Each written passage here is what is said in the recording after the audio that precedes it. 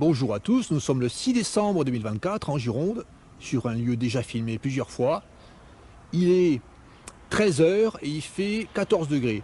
Hier, il a fait un petit peu de pluie, mais aujourd'hui, un temps ensoleillé avec quelques nuages et bien chaud. Donc je pense pas qu'il va y avoir des papillons parce que vraiment, le sol est humide. Alors, ce lieu, c'est un lieu qui a été détruit à plein d'endroits. Donc, j'avais filmé les noisetiers coupés vers là-bas. Et la vidéo que j'avais faite il y a 3 ans commençait exactement à cet endroit. Alors la vidéo faite il y a 3 ans, c'était celle-là. Alors, houblon, clématite, lierre, angélique, noisetier. Alors sous cette vidéo, j'avais mis un commentaire épinglé, pour bien montrer les plantes vues et pour bien donner la liste des papillons inféodés à ces plantes, enfin dont les chenilles se nourrissaient de ces plantes, se nourrissent de ces plantes. Alors là, nous avons le houblon. Alors là, nous voyons le houblon là que j'avais filmé là, les fleurs de houblon, enfin les fruits de houblon. Et là, nous avons les fruits de houblon. Donc là, enfin là, celle-là, c'était le site, c'était au mois de septembre. Donc les fruits étaient verts. Et là, nous sommes le 6 décembre. Les fruits, sont pareils, même forme, mais ils sont devenus roux.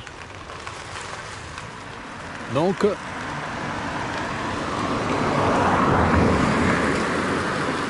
le houblon, Humulus lupulus, c'est une plante qui pousse naturellement en Gironde, au bord des ruisseaux souvent, famille des cannabacées. Le cannabis, c'est aussi une plante de la famille des cannabacées. Et également le mycocoulier. Alors, comme ma plante, c'est une plante haute, ce houblon là, pour les papillons de jour, je ne parle pas des papillons de nuit, mais là pour les papillons de jour, c'est une plante haute, c'est-à-dire qui permet de nourrir la chenille. Pour le pont du jour, le Robert le Diable, le Vulcain, l'Azuré des Nerprins, le de langue. Donc ces papillons, ils ont d'autres plantes nourricières, ils n'ont pas que le houblon. Alors nous allons voir ce qui a changé sur ce lieu. Plein de débilité est faite. La dernière fois, j'ai montré tous les noisetiers coupés. Là, on va voir. Déjà des tas d'ordures là, au bord là. Ça c'est classique. Ouais, ce que je voulais montrer, bon, j'avais parlé des orties. Là, l'ol glycineux, donc c'est ce qui pousse là, les arbres. Tous les grands arbres là. Ouais, qui font 20 mètres de hauteur, très long, très allongé là. Ce sont des ols glycineux. Donc plantes nourricières pour les chenilles du papillon, le moriot, les grandes tortues, le grand sylvain, le petit marchand-Jean, le grand marchand-Jean, mais le grand sylvain, il est absent de Gironde. Et puis le grand marchand-Jean, il est quasiment absent. Je vous l'ai montré là, parce que bon, là, on va pas voir les autres plantes qui sont bien desséchées, là, la salicaire, mais je vous l'ai montré également, j'avais fait un petit texte sur la clématidée. Donc, j'ai fait une synthèse, c'est pas complet. La clématidée, une plante haute pour quelques espèces de papillons de nuit, dont l'écaille lièvre, c'est aussi la plante haute spécifique des chenilles du papillon de nuit, limitée, printanière, l'épéticide de la clématite, le rhizme rayé, c'est aussi une plante haute pour la mouche mineuse de la clématite, blanche, Phytomysa vitalbae. La clématidée nourrit aussi de nombreuses espèces d'hyménoptères avec son pollen abondant. Donc j'ai parlé du lierre, etc. Donc nous allons voir ce qui s'est passé avec ces plantes là depuis la dernière fois. Alors là nous avons une bordure de route avec beaucoup de plantes sauvages, des pulmonaires, plantes de la famille des borraginacées qui vont faire de jolies fleurs bleu mauve. En fonction de la maturité, elles sont soit bleues ou mauves. Donc des pulmonaires en abondance. Mais malheureusement, ce lieu là pendant la pleine floraison des pulmonaires, risquent d'être broyés, car ils font absolument n'importe quoi. Ce lieu est devenu, enfin, a été classé en zone Natura 2000. Au début, quand j'avais filmé, il n'était pas classé en zone Natura 2000, me semble, hein. Puis après, là, j'ai vu, en cherchant sur internet, j'ai vu qu'il était classé zone Natura 2000. Voilà, donc là, des habitants du coin, sans doute, hein, ce qu'ils font, bah, quand ils ont des saloperies, là, des espèces de plastique ondulé, là, pour des espèces de baraques, là, de jardins, ben, quand ils ont ça, quand ils ont des plastocs, là, ils jettent ça, là. Partout, hein, tout le temps, hein. Ça n'arrête pas. Hein.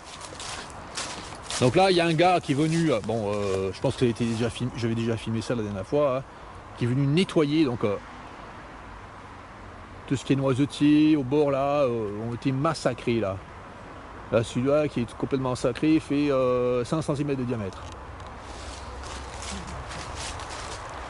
Allez, allons plus loin, nous allons voir au petit pont là-bas ce qu'il y a, que j'avais déjà montré. Hein. Voilà, nous avons passé le petit pont, 20 mètres plus loin. Nous étions là-bas. Là, il y a un immense peuplier noir. Donc vous pouvez voir, le peuplier noir permet de nourrir plein de chenilles, plein d'espèces de papillons. Hein. Comme j'ai montré dans mon commentaire épinglé sur la vidéo d'il y a 3 ans. Hein. Et là, sur ce peuplier noir se trouvait une énorme, enfin pas énorme, une belle clématidée. Hein. Elle a été nettoyée. À peu près au moment où ça a été classé zone Natura 2000, ça a été nettoyé. Vous voyez, ça a été nettoyé, voilà. Et puis là, il y a un coup qui a été fait exprès, hein, une espèce de coup de hache là, sur ce lierre qui grimpe cet énorme peuplier noir. Ça, c'est pas un peuplier noir hybride américain, hein, entre une espèce américaine et une espèce européenne. C'est un peuplier noir sauvage. Mais il est, voilà, donc il est très bien à cet endroit, le lierre était très bien, ne gêne absolument pas le peuplier noir, extrêmement utile pour la biodiversité. Mais il a été blessé exprès. Je sais pas qui c'est qui a fait ça. Hein. Personne qui a fait ça devrait être interdite de rentrer dans toute zone Natura 2000, enfin dans la nature quoi. Stricte interdiction d'exercer son métier, et si son métier c'est venir entretenir. Donc là, ouais, donc ça a été massacré là. Bon, parce qu'il faut dégager le bord des routes, etc. Hein. Il y avait d'énormes. Alors il y avait plein de noisetiers, donc ils ont été coupés, plein. Je vais montrer ça. Hein. Voilà, regardez ces noisetiers qui ont été coupés là partout, hein. Sur toute longueur là, pour rien, hein. Ça sert à rien. Hein. Là c'est une minuscule route qui tourne vers là. Hein. Et puis là c'est vraiment une départementale, mais vraiment très petite quoi. Très peu utilisée. Hein. Là, toujours pareil, hein, des déchets s'accumulent là. Dans la zone Natura 2000 là. C'est quoi ça? Ouais, des bacs, des petits plastiques alimentaires. Alors là, je sais pas si ça y était ça. Sur le chêne, il y a quelqu'un qui a fait une flèche incrustée. Hein, donc là, c'est peut-être plus, ça tient peut-être plus l'endroit où la sève circule, mais peut-être que quand ça a été fait, ça atteignait l'endroit où la sève circule au départ. Donc risque de blessure, de faire mourir ce chêne par l'introduction, par le fait que des champignons peuvent pénétrer dans les blessures comme ça. Allez, nous allons descendre là, nous allons voir ce qu'il y a. Donc j'ai fait des vidéos sur ce lieu montrant les runous du Japon. Hein. Bon, j'avais dit que je reviendrais les couper. C'était loin de chez moi, j'ai pas eu le temps. Souvent, il y a eu beaucoup de boue. Il a plu, je voulais y aller, mais je ne l'ai pas fait. Mais les renous de Japon n'ont pas poussé. Hein. Alors à cet endroit, toujours pareil, depuis que c'est zone Natura 2000, c'est nettoyé. Alors il y a un petit chemin là, pédestre. Enfin, c'est même pas un petit chemin, hein. Il y avait déjà un petit chemin, sans doute pour le passage des sangliers. Ça faisait comme un petit tracé comme ça. Mais il y a quelqu'un qui vient nettoyer, qui vient tondre. Voilà, une zone Natura 2000, mais avec quelqu'un qui vient tondre là, les roseaux. Extrêmement débile. Hein. Donc maintenant, c'est beaucoup plus facile de pénétrer à l'intérieur. Hein.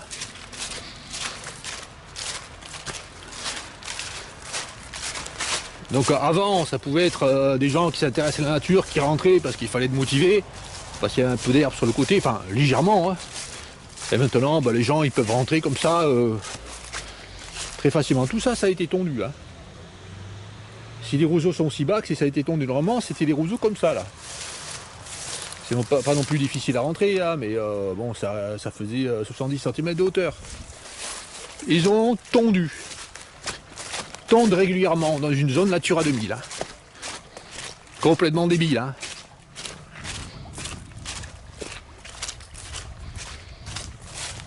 Ah oui, là, ce que je vais montrer, là, je sais pas si je l'ai déjà montré dans une autre vidéo. Hein. Je sais pas si ça avait été fait, là. Parce qu'entre temps, je suis revenu, là, juste, je suis passé, hein. J'avais pas le temps de filmer. Ou je sais pas, le temps ne permettait pas, ou j'en sais rien. Alors, dans la vidéo que je montre au début, là, de cette vidéo-là, il y a 3 ans, j'étais super content de voir que là, il y avait un super noisetier qui a été massacré sur le bord là. Donc un noisetier aussi gros comme ça, c'est pas souvent qu'il y en a. Donc il a été taillé, hein, zone Natura 2000 là. On taille les arbres dans la zone Natura 2000, complètement débile. Hein. Regardez là, il y a une grosse cicatrice, qu'est-ce qui se passe? Un champignon là, alors je sais pas si c'est un champignon qui peut pénétrer dans l'arbre et faire mourir Molon, là n'importe quoi. Et puis surtout ce que j'avais montré dans la vidéo d'il y a 3 ans, hein, c'est la superbe clématite hein, qui avait, ben voilà comment elle est devenue une clématite. Elle a été nettoyée. Alors, quand j'étais venu là, sans filmer il y a peu là, on voyait la coupure là. Moi je la vois plus, c'était cassé ou quoi. On voyait là, cette clématite là, on voyait une coupure nette, une clématite qui fait allez, 8 cm de diamètre. Le tronc qui a été coupé par des entreteneurs. Voilà là, regardez là encore là. La clématidée, hein, donc toutes les plantes, tous les papillons de nuit là, je vous montre en début de vidéo là, dans mon commentaire épinglé là, hein, tous les papillons de nuit inféodés à cette plante là sont supprimés dans le coin, parce qu'il y en a plein de clématidés qui ont été coupés à cet endroit. Alors là, un noisetier, hein, il a été nettoyé. C'est les gens qui considèrent qu'un noisetier, ça doit être taillé. Voilà, faut tailler. Ça doit être taillé. C'est un endroit sauvage, mais il faut tailler les arbres. Un peu comme dans un verger. Un verger, on taille les arbres. D'abord pour pouvoir passer avec les engins entre, pour pouvoir ramasser les fruits plus facilement. Et puis aussi pour permettre qu'il y ait plus de production de fruits. Mais là, nous ne sommes pas dans une zone de production, nous sommes dans une zone sauvage. En plus, une zone Natura 2000. Allez, allons plus loin, vers là-bas. Voilà, nous allons parcourir 20 mètres à peine. Et sur le côté, là, qu'est-ce qu'il y a? Un tas d'ordures. Alors, c'est très pratique, hein. Les gens qui habitent le coin, là, ça, c'est des gens qui habitent le coin, hein. C'est pas des gens qui habitent à 50 km, hein. C'est très pratique hein, quand il y a des déchets à jeter, là. Étant donné qu'il y a un petit ravin, là, ben, c'est très simple, hein. Ils arrêtent la voiture sur le bord, là. Et puis ils jettent des déchets de voiture. De tout, hein. Le ravin sert de bourrier. Allez, allons plus loin vers là-bas.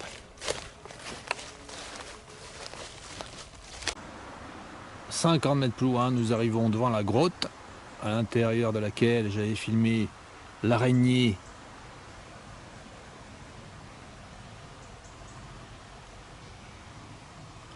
Meta menardi et l'hyménoptère dans cette grotte. Donc je confirme, l'inventaire national du patrimoine naturel indique que dans le secteur, alors ils précisent pas, ils mettent pas un petit carré exactement où il y en a, ou alors ils n'ont pas trouvé ici, ils l'ont trouvé un peu plus loin, mais dans le secteur, à 5 km près, ou à 10 km près, cette araignée Meta menardi est signalée.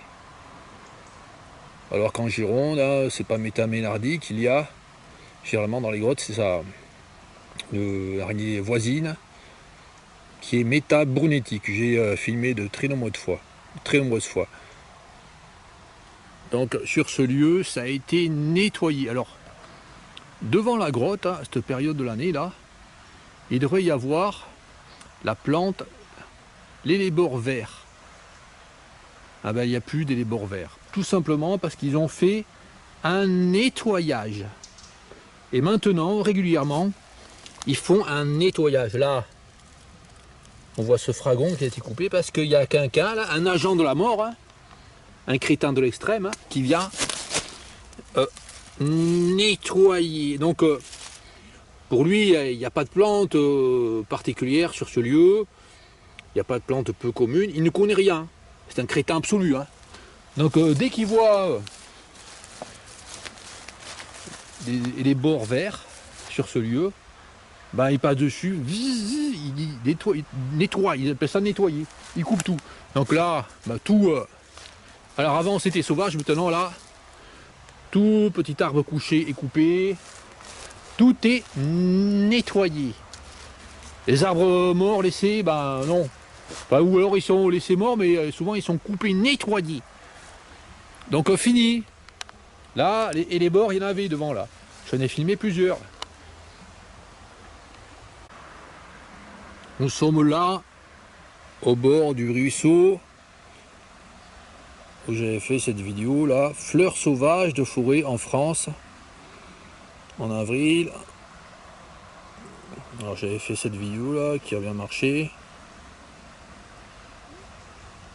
il y a 6 ans, j'avais fait ça en journée, puis après en fin de journée, j'avais fait celle-là, renaculaceae sauvage, en mars, avril.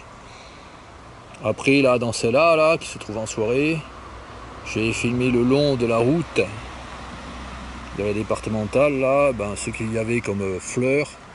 Il y avait beaucoup de primevères officinales, et maintenant les primevères officinales, il n'y a quasiment plus, puisqu'ils ont fait des broyages de primevères officinales au moment de la floraison, au moment de l'agitation.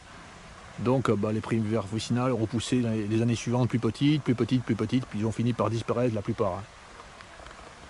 Donc en 6 ans, massacre de la nature sur ce lieu. Allez, allons plus loin.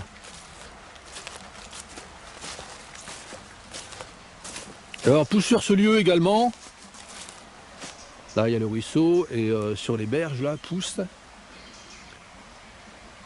la fleur blanche, là, comment ça s'appelle, le perce-neige.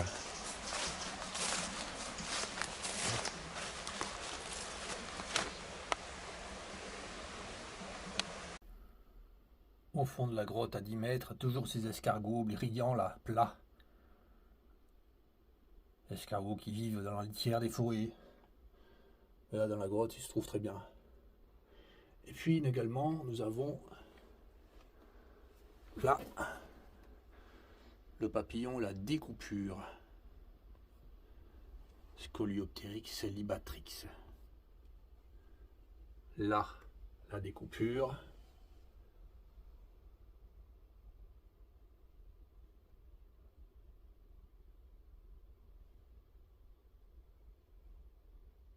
Également là.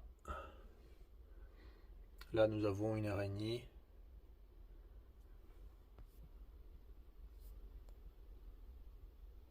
Meta brunetti ou Meta menardi. Donc là, c'est la grotte où il y a l'araignée Meta menardi. Donc c'est difficile à identifier. Hein. Et il semble que dans cette grotte, il y ait Méta-Ménardie. Car elle est plus noire, il y a un dessin sur le dessus de l'abdomen. Mais c'est pas net. Hein. Il n'y a qu'une araignée que j'ai trouvée où c'était net. Qui avait bien un dessin sur le dessus de l'abdomen. Qui correspond à Méta-Ménardie. Méta-Ménardie est plus... se trouve plus au nord. Dans la France et plus en montagne. Donc en Gironde, il y a surtout Méta-Brunetti. Mais là encore un escargot, un petit escargot. Un petit celui-là, là. Bon, ils font 1 cm de diamètre environ. Hein. Bon, il y a des chauves-souris hein, au fond, à des endroits. Là encore.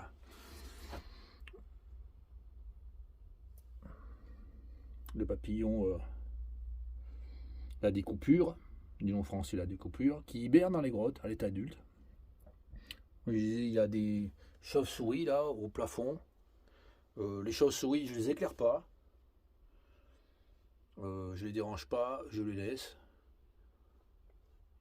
Je les dérange pas et chaque année je vois les chauves-souris qui reviennent. Hein, donc si jamais les chauves-souris ne revenaient pas au même endroit, bah, je reviendrai plus dans la grotte. Hein. Mais là apparemment ça ne les dérange pas. Mais il faut pas les éclairer, faut pas faire ça. Encore là une araignée à Méta-Brunetti ou Méta-Ménardie, là.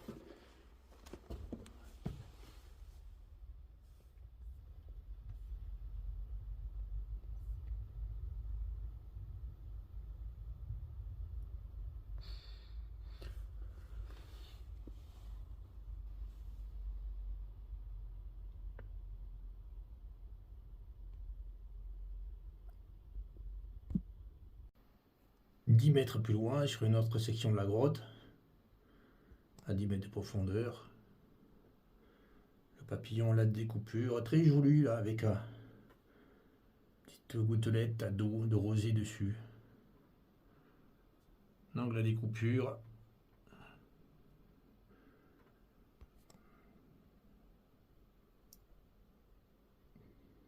qui fait à peu près là, de la tête au bout des ailes, ça fait à peu près 2 cm, 2 cm et demi.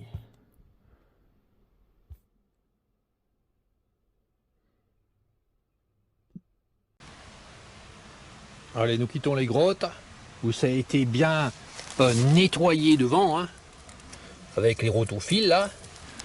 Et nous allons plus loin. Donc là également, tout arbre couché a été coupé pour les saints passages, pour les piétons, pour essayer de faciliter au maximum hein, la rentrée des gens à cet endroit. Un petit chemin hein, là, il y avait un petit chemin là qui passait le long là, léger, hein, légèrement tracé, hein, mais par le passage des animaux je pense. Là il n'y a pas de chemin avant. Hein. C'est le fait d'avoir ouvert ce milieu là, en broyant là, en coupant là les roseaux, hein, qui fait que maintenant il y a des gens qui passent, plus. Mais c'est surtout des sangliers qui passent. Hein. Bon, des pas de sangliers là, des traces de sangliers. Hein.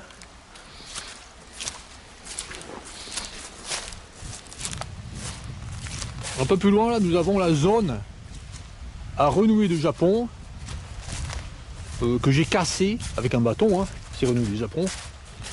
2 fois en vidéo, mais une 3e fois également sans filmer. 3 fois, à peu près 3 fois j'ai cassé, oui. Bah, elles sont repoussées toutes petites maintenant. Donc j'y suis pas retourné depuis 2 ans, hein, les casser. Hein. Elles sont toutes petites. Je vais y retourner. Je dis que je vais y retourner, je suis pas retourné. Mais là c'est gagné, l'affaire est gagnée. Hein. Il n'y aura plus de renouer du Japon. Hein. Elles sont devenues minuscules. Là c'en est pas une, non. Ouais. C'est quoi ça? Ouais, genre une renouée du Japon minuscule. Voilà comment elles sont devenues. Hein. Ah, vous voyez, hein. On va voir plus loin. Hein. Le massacre que j'ai fait de ce renoué a fait que maintenant, hein, c'est fini. Hein.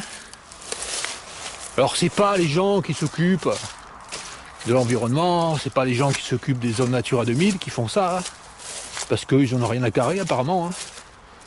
Mais c'est moi qui vis dans une zone Natura 2000 pour éliminer la renouille du Japon.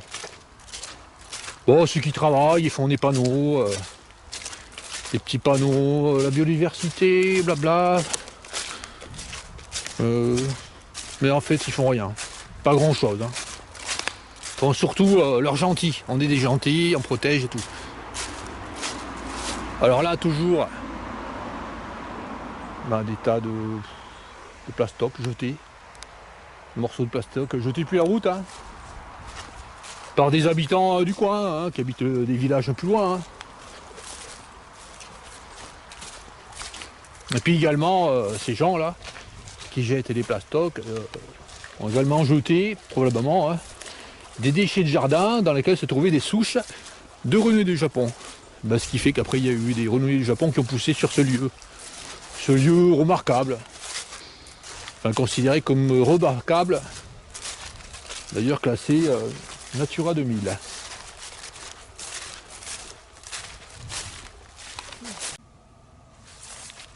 Nous sommes 50 mètres plus loin. Nous pouvons voir que là, c'est tondu. Hein. C'est passé rotofil, là. De chaque côté du chemin. Là, regardez comment c'est, là. C'est tondu sur 1 mètre de chaque côté du petit chemin. Donc, sur 2 mètres de large, c'est passé rotofil. Zone Natura 2000. Il faut nettoyer.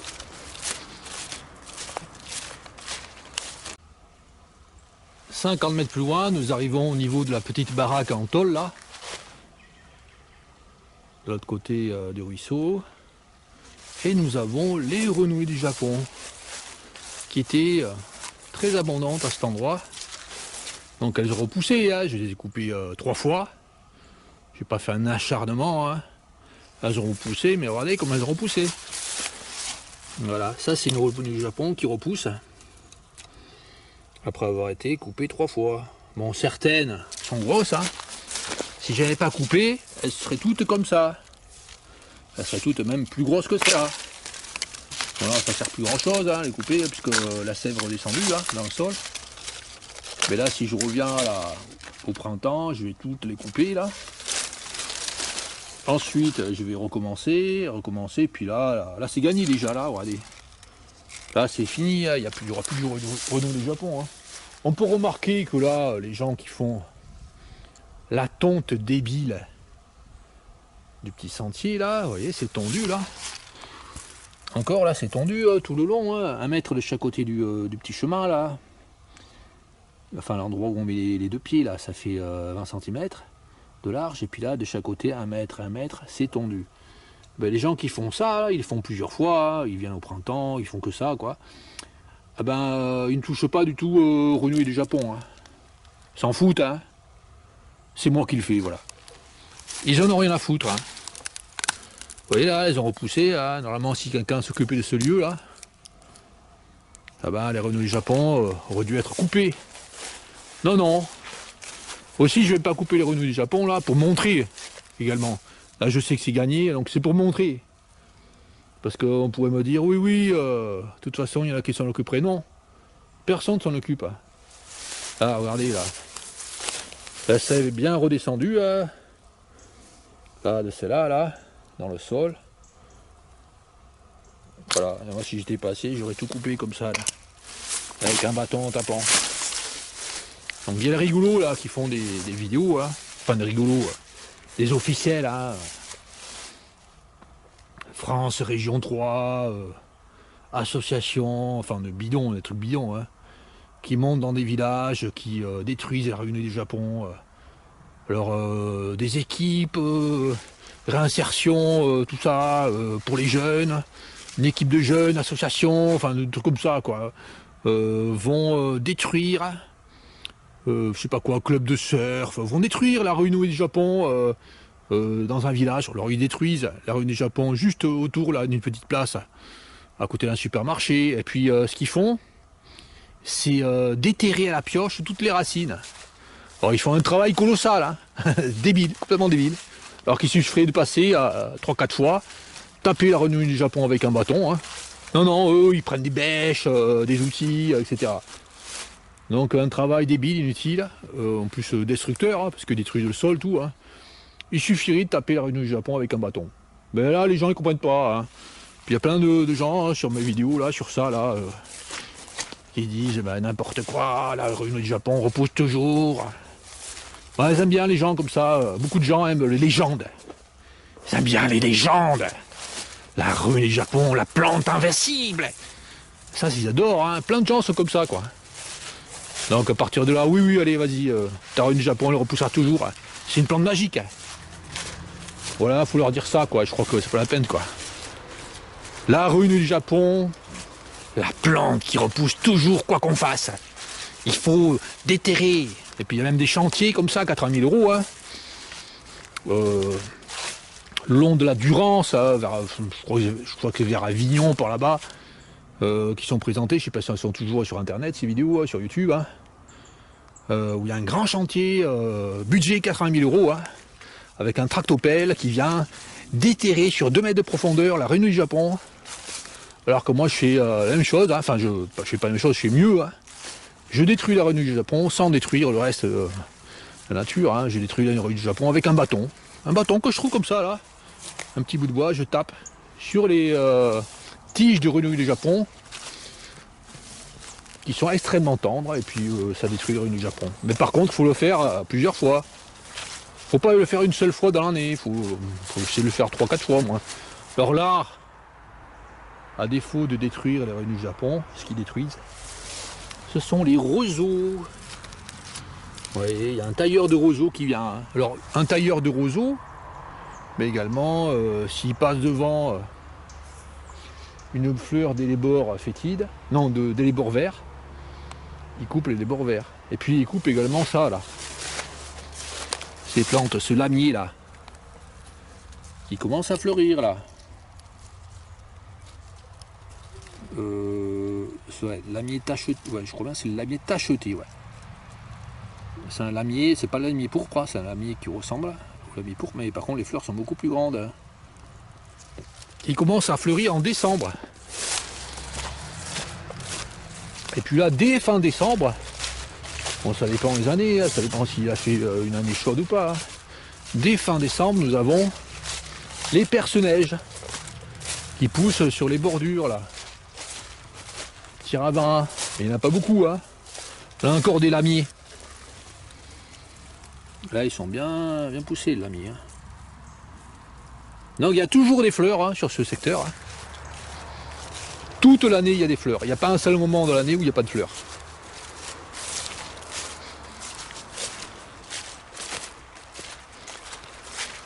Alors les suicides des prés, un peu plus loin, poussent sur les prés humides, ensoleillés, et fleurissent jusqu'en souvent novembre, fin novembre pour les toutes dernières. Et puis elles ont à peine fini de fleurir, même ça se chevauche, hein, que d'autres fleurs arrivent, les lamiers pourpres, les lamiers tachetés, et puis les perce-neiges arrivent juste ensuite. Alors bon, c'est un peu plus tard le personnage, mais les premières feuilles, les premières fleurs arrivent. Des fois, quelques-unes, hein, pas toutes, hein, il y a, sur le paquet de fleurs qu'il y a, il y en a quelques-unes qui arrivent en floraison fin décembre. Mais c'est surtout fin janvier, février, entre janvier et février, qu'il y a ces fleurs, les perce-neiges. Là, sur les bordures, là. Du petit ravin.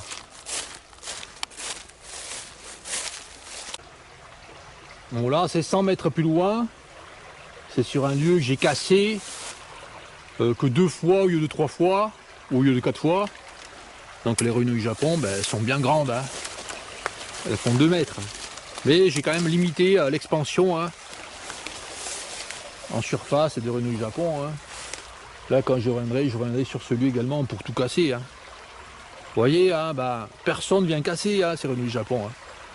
C'est une zone Natura 2000, ceux qui s'occupent de ce lieu, on n'a strictement rien à foutre. Hein. Et là, déjà, elles sont légèrement plus petites que ce qu'elles étaient au début. Hein. Là. Les renouilles du Japon. plante préférée apparemment, hein. De ceux qui s'occupent de ce lieu, hein. Extrêmement facile à détruire.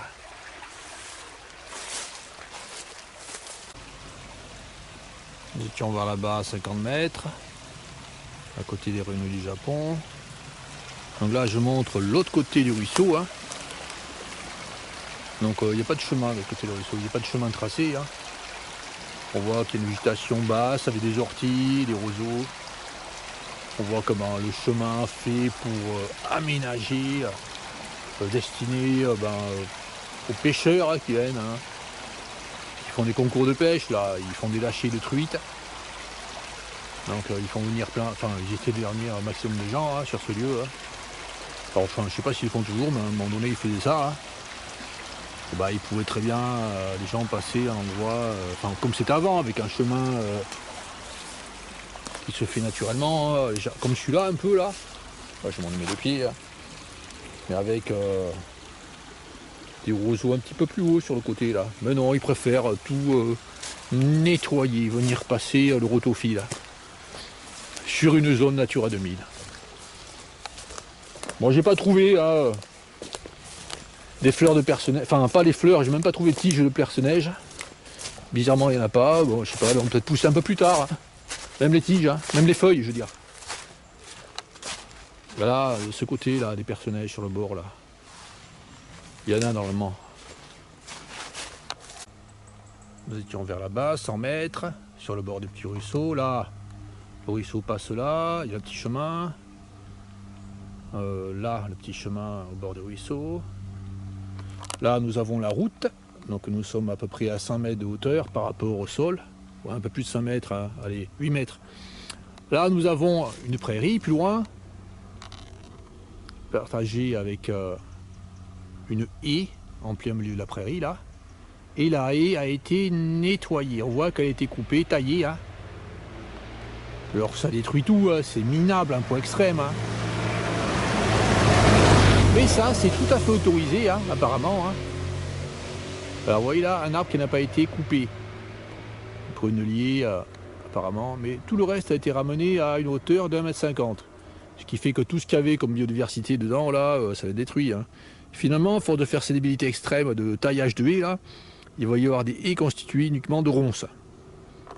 Tout ce qui est aubépine, etc., va disparaître des haies. Ben, ça que c'est accepté. Alors nous avons des articles là, récemment, là, mois de décembre, là, le 4 décembre 2024. Alors l'Office français de la biodiversité va mettre en place de manière immédiate le port d'armes discret. Parce que les agriculteurs, ils ne sont pas contents, ils portent des armes, les policiers là, de l'Office français de la biodiversité, en venant contrôler l'exploitation agricole.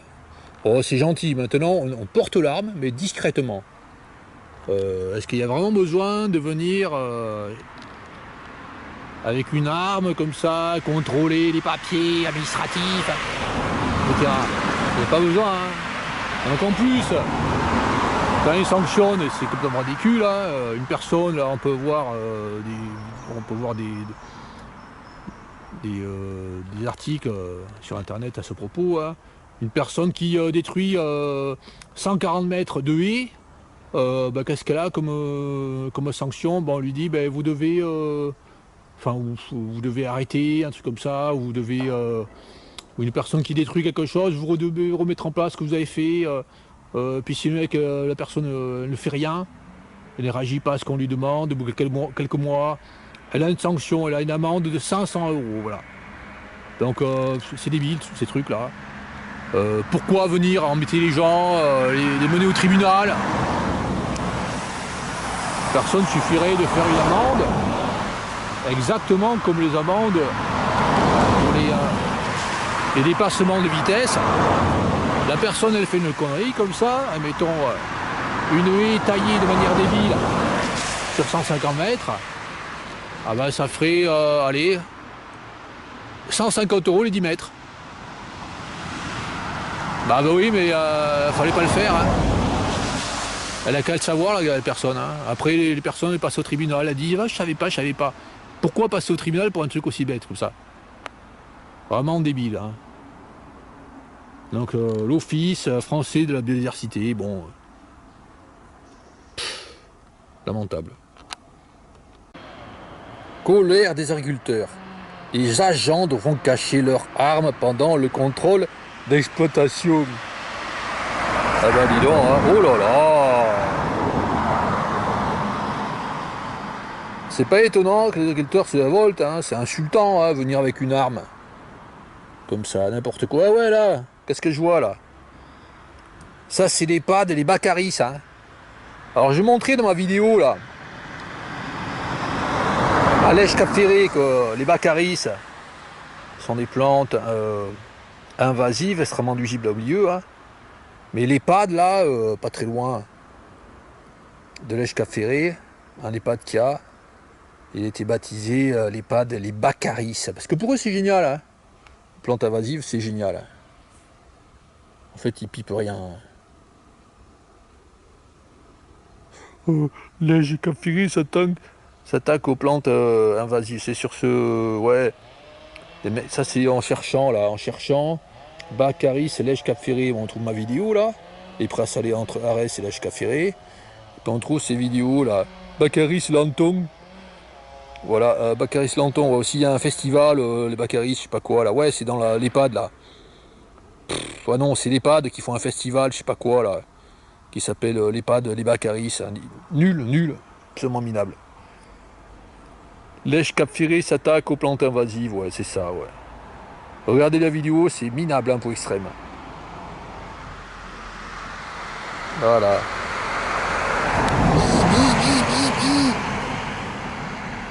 La personne qui parle a dit, il y a 6 plantes invasives à Lèche Cap Ferré, ouais, c'est ça. Il y a 6 plantes invasives, 6 espèces invasives. Il n'y a que 6 espèces invasives, t'es sûr ton coup, hein. Mais il y en a beaucoup plus, hein. Donc là, ils coupent les renouées du Japon, minable, hein, pour extrême, hein. Et puis c'est là qu'ils font des trous dans la terre pour rien. Allez, vite, tournez, on fait une coupe des renouilles du Japon. Allez, c'est tourné, hop, allez, on arrête. Minable. Hein. Ça, c'est le chemin où je suis passé, là. Cet été, là. Les présalés. Les présalés d'Arès. Donc, les agents de l'ONF, l'OFB, je veux dire. J'ai dit l'ONF plusieurs fois, peut-être. Il y a les agents de l'OFB qui sont passés en mission de sensibilisation à l'environnement l'été dernier. Donc ils sont venus, oh là là, ils sont passés dans le chemin, là, puis ils ont vu là les baccaris, hein. Ça s'appelle en nom français, on dit les baccaris, ou alors le Seine sont en arbre. Non, attends, c'est de genre, c'est baccaris. Ils sont passés, les gars, ils ont dit, oh là, c'est joli ces plantes, quoi. On va dire, il faut faire attention les gens là, faut faire... Et puis là, j'ai pas vu ça, moi j'ai pas vu, je trouve ça très joli, hein, oh là là. Et puis le soir ils sont rentrés chez eux, rien. Ils sont toujours là les baccaris, hein. Et puis les maires là, la maire du village là. Oh, on fait tout ce qu'il faut pour la biodiversité, on détruit les plantes, invasives. Oui, c'est ça, oui. Ils ont 10 ans ces baccaris là. Et ils poussent dans la réserve naturelle, hein. Minable, mais comment on peut faire un truc aussi minable? Donc des agents qui sont faits pour quoi en fait? Est-ce qu'ils servent la biodiversité ces agents-là? Est-ce qu'ils servent pas seulement emmerder les agriculteurs? Allez monsieur l'agriculteur, montrez-moi vos papiers. Est-ce que le papier est en règle? Est-ce que ci est en règle? Ceci est en règle? Oh là là, vous avez taillé la haie. Pas à la date prévue, mais un jour avant, un jour après, c'est très grave. Allez. Oh, c'est vilain, vous allez passer au tribunal. Oh, vous avez détruit 150 mètres de rue, oh là là, vous allez avoir 500 € d'amende. Oh, 500 € d'amende alors.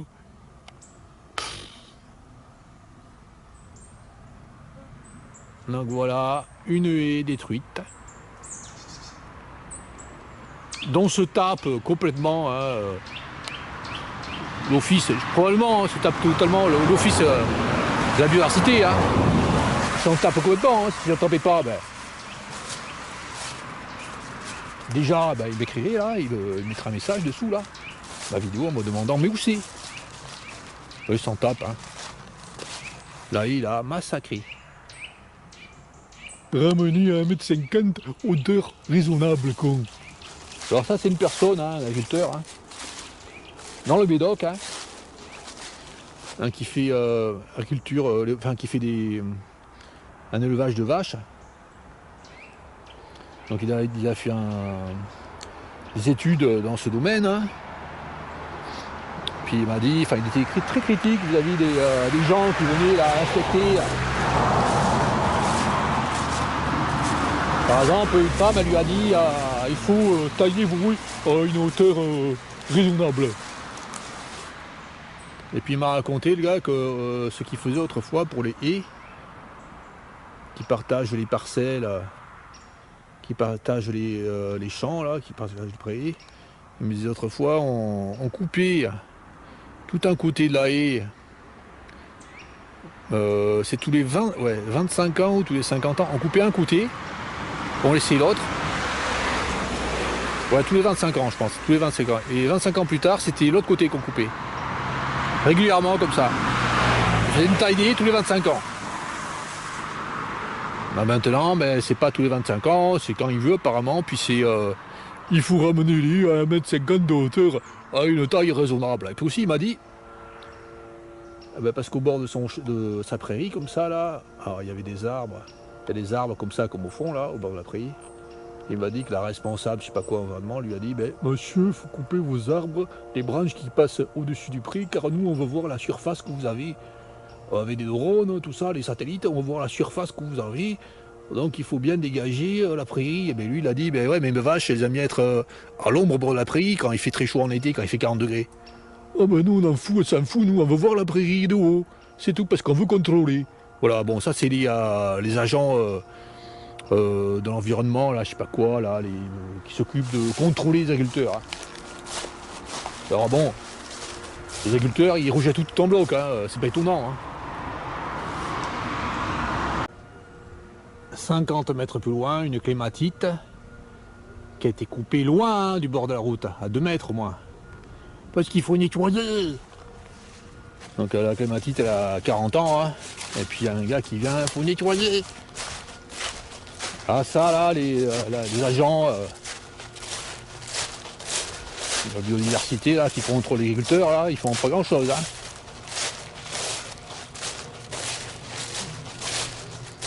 Et puis là, pour les déchets comme ça, là, j'ai vu un article, là. Je sais pas quel village, je sais pas si c'est en France ou en Belgique, hein. Un maire qui a fait un décret là pour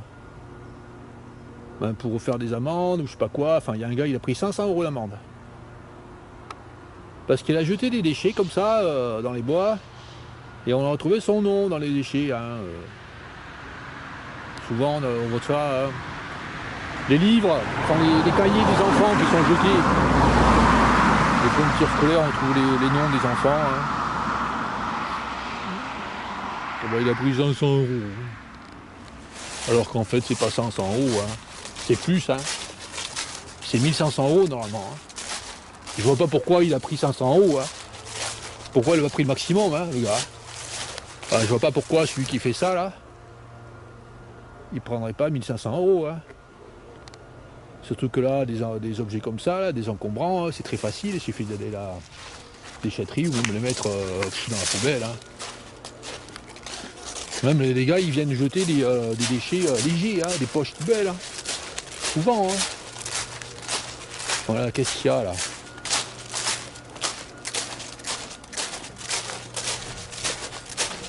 Ça, c'est une piscine, ça. Très souvent, là, il y a des piscines qui sont jetées. C'est grand, hein, ça fait 5 mètres de longueur, là. Une piscine en plastoc. Ben, il devrait mettre un petit traceur, là, un code barre, une espèce de traceur discret, là, à 10 endroits différents dans le plastique, qui correspond à un objet unique. Ce qui fait que l'objet il est traçable. Donc si on trouve cet objet là, un objet comme ça, un gros objet en plastique dans la nature, on peut identifier l'acheteur. Ça serait intéressant de faire ça. Hein. Bon, pas envie de faire ça. Hein. Là pour ça, là pour une piscine comme ça jetée, moi je mettrais pas 500 euros, hein, pas 1500 euros. Hein. Je mettrais allez 10% de sa fortune. Voilà, 10% de sa fortune au gars. 10% de tout ce qu'il a, c'est bien immobilier et tout. Hein. Bah tant pis, hein, s'il a pas d'argent, tant pis quoi. Hein. Il vend sa maison puis il achète une maison plus petite. Hein. Il a qu'à pas être con aussi. Hein. Ou alors il travaille, il fait du travail, l'intérêt général pendant des mois et des mois hein, pour un truc comme ça. On entend des engins là. Qu'est-ce qu'ils font ces engins?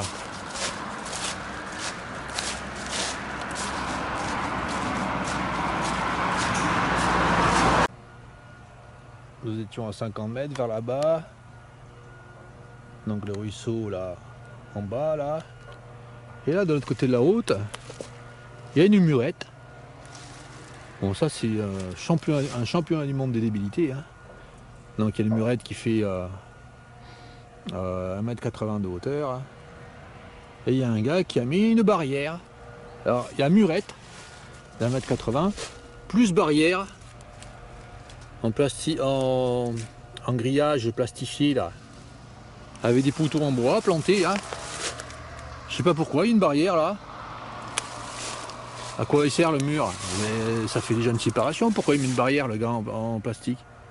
Enfin en grillage là. Complètement taré. Que des conneries comme ça partout. Hein.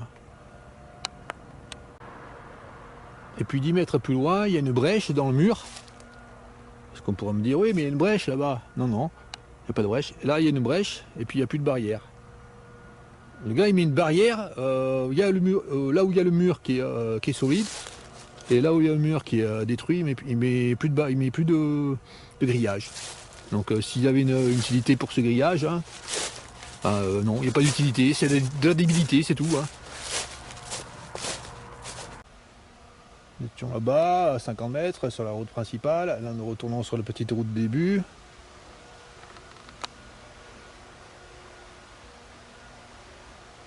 Là, la vidéo commençait vers là-bas. Puis là, je revois encore des poches. Hein. Type poche de supermarché, jetées. Là, bidon.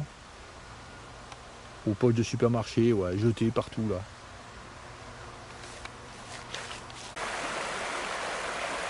Là, nous sommes sur l'autre côté du petit chemin, hein, enfin de la petite route. Et là, nous n'avons pas de rasage de l'herbe. Voilà, on peut passer, il n'y a pas de problème. Hein. Ouais, comme ça, là, la végétation n'est pas haute. Hein. Il y a quelques roseaux, 70 cm là-haut de hauteur. Ça pose pas de problème pour passer. C'est pas un endroit avec une végétation très touffue, hein, donc on peut passer à pied. Hein. Mais ils préfèrent là-bas tondre. D'ailleurs, ces tontes, c'est ce qui a favorisé les ronces, souvent, hein, c'est ça hein, qui favorise les ronces, les tontes. Les tontes sur les endroits comme ça il n'y a pas de ronces, après il y a des ronces qui poussent. Et puis l'eau, elle est dégueulasse là. Parce qu'à des endroits là, au bord de la route, là, ils font des broyages des bordures de route. Bon, il y a la culture qui fait que c'est comme ça, mais il y a aussi des broyages au bord des routes. Ils continuent actuellement là, en décembre, hein, également ils en font. Hein. Après quand il pleut, ça lessive les bordures de route, les fossés. Et l'eau est dégueulasse. Nous étions là-bas, à 50 mètres, dans le sous-bois. Et là, le bruit qu'on entendait au loin, c'est ça. Il faut nettoyer. Voilà, un enleveur de feuilles. C'est super important. Hein. Faut nettoyer partout. Faut nettoyer. Regarde, il y a 3 feuilles qui poussent, qui tombent sur la route. Il vient souffler les feuilles. Et puis là, comme c'est le long d'une propriété privée, là, il y a des gars qui viennent tondre sans arrêt, là. Là, même s'il y a des orchidées ou quoi, enfin n'importe quoi. Ils tondent sans arrêt, maniaques. Même si c'est pas chez eux, hein, les mecs qui tondent. parce qu'il faut nettoyer. Donc voilà comment c'est en Gironde. Hein. Voilà, là-bas c'est comme ça, là. C'est caca, il y a des feuilles par terre. Vite, vite, urgence, vite. Vite, suppression des feuilles par terre, c'est dangereux pour la route. Une route où il faut rouler à 30 à l'heure, c'est dangereux. N'importe quoi.